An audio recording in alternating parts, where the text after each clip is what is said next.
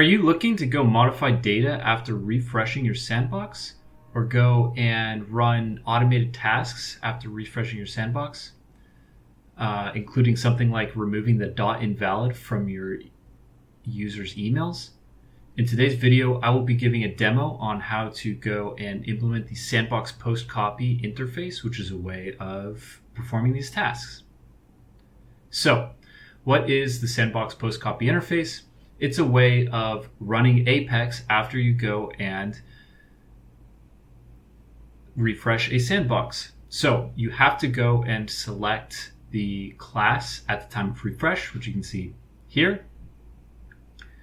Additionally, you will need to go and implement a few methods as it's an interface. Don't want to get too into the weeds, but you can see in the Salesforce documentation very simple method that doesn't do much, but you can see here this run Apex class with the sandbox context. You will need this method to compile the code.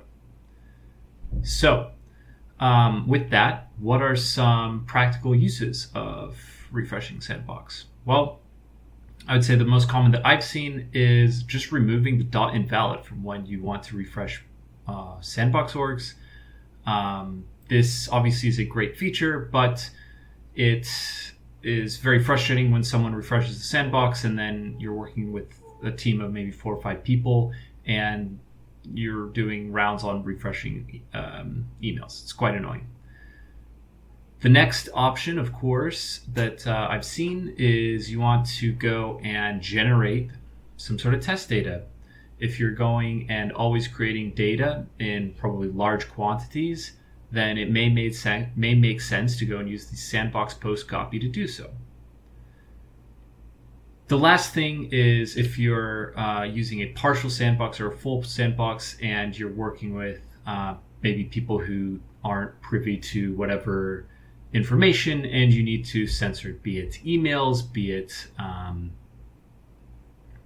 phone numbers, be it full names, be it deal amounts, etc.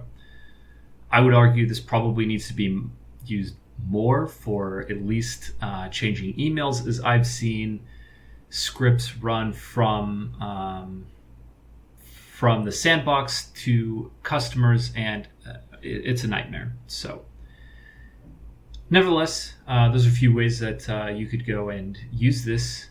And with that, let's jump into the example here. So what I have here is the sample code to go and refresh as a SandboxPostCopy script that you can go and use to remove the .invalid from emails. A couple things to note, just run through the class quickly. You can see we query a list of users. And we do have this custom field here called replace email equals true. I think this is the best way to go and kind of quickly manage this without going and making a bunch of kind of one-off rules. Obviously, you can customize this SOQL query to your liking. And then we just have this kind of long emails, or this kind of long replace string of replacing various things from kind of back in the day of how emails were generated. And at the end, we go and update the user. This will go and send emails to whatever user that needs to refresh the email. And with that, we obviously need a test class. So I have a test class here. We're going and querying standard profiles, doing a few things. I think the biggest thing here is this test.test SandboxPostCopy script.